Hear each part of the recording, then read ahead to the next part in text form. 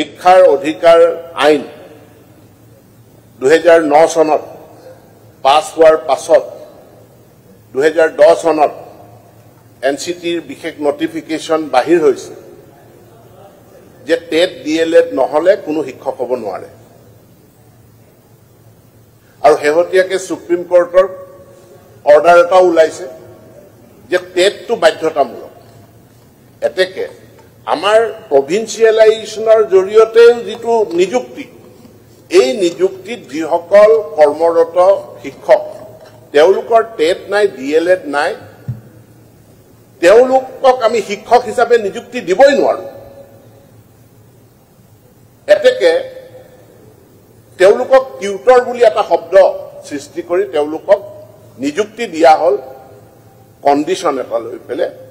আশা এটা লৈ পেলে যে তেওঁলোকে 5 বছৰৰ ভিতৰত এই টেট ডিএলএড আয়ত্ত কৰিব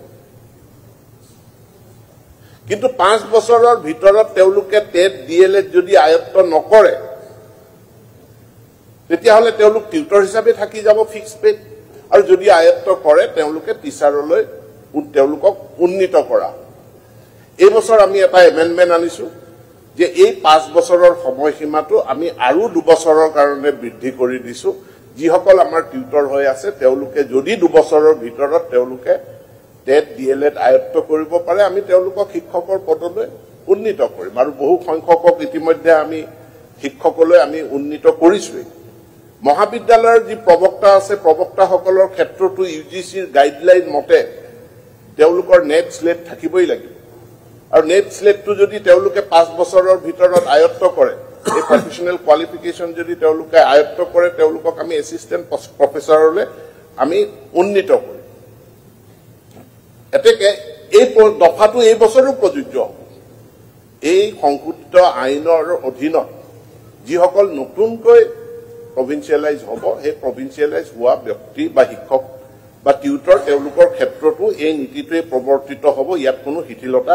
আমি কৰিব পৰা অৱস্থাত নাই কাৰণ ই কেন্দ্ৰীয় আইন শিক্ষাৰ অধিকাৰ আইনৰ দ্বাৰা ইউজিচি গাইডলাইনৰ দ্বাৰা এটো নিয়ন্ত্ৰিত মাননীয় কিছু বিধায়কে উত্থাপন কৰা এটা প্ৰশ্নৰ মই স্পষ্টীকৰণ দিব বিচাৰো যে হয় আমি এতিয়া স্কুল প্ৰভিন্সিয়েলাইজেশ্যন কৰা নাই আমি স্কুল প্ৰভিন্সিয়েলাইজেশ্যন নকৰো কিন্তু আমি পোষ্ট প্ৰভিন্সিয়েলাইজেশ্যন ইয়াৰ কাৰণ এটাই মই যেটো সংখ্যা দিলো যে 55,000 বিদ্যালয় আমাৰ আছে সেই কাৰণে আমি নতুনকৈ আৰু বিদ্যালয়ৰ আমি সংখ্যা আমি নবঢ়াও বেস স্কুলৰ কনসেপ্ট সৃষ্টি কৰি যিসকলৰ চাকৰি প্ৰভিন্সিয়েলাইজ কৰা হৈছে তেওঁলোকক বেস স্কুলত দায়িত্ব দিয়া তেওঁলোকক নিযুক্তি দিয়া লগতে আমি এই প্ৰভিজনটো আগৰ পৰা আছে এতিয়াও ৰাখিছো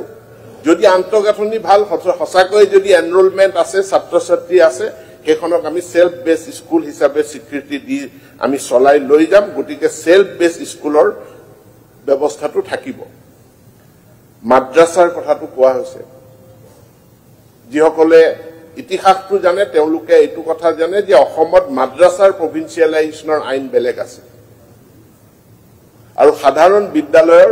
প্ৰভিন্সিয়েলাইজেশ্যনৰ আইন বেলেগ আছে মাদ্ৰাছাৰ প্ৰভিন্সিয়েলাইজেশ্যন মই জনাত লাষ্ট 2014 চনত হৈছে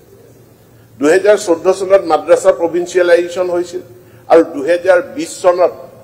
মাদ্ৰাছা বিলাক কনভাৰ্ট কৰি দিয়া হল জেনাৰেল স্কুললৈ গতিকে যি তাৰিখত এই মাদ্ৰাছা বিলাক সাধাৰণ স্কুল হল এতিয়া তেওঁলোকৰ মাদ্ৰাছা প্ৰতিষ্ঠা হোৱাৰ আমি তথ্য লবলৈ আমাৰ হাতত কোনো ডকুমেন্ট নাই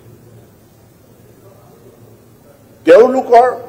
এটো এটা সম্পূৰ্ণৰূপে বেলেগ বিষয় কাৰণ এই আইনখনৰ কন্টিনিউয়েশন হল 1974 ৰ প্ৰভিন্সিয়েলাইজেশ্যন আইন তাৰ পিছত 2011 চনৰ প্ৰভিন্সিয়েলাইজেশ্যন আইন তাৰ ধাৰা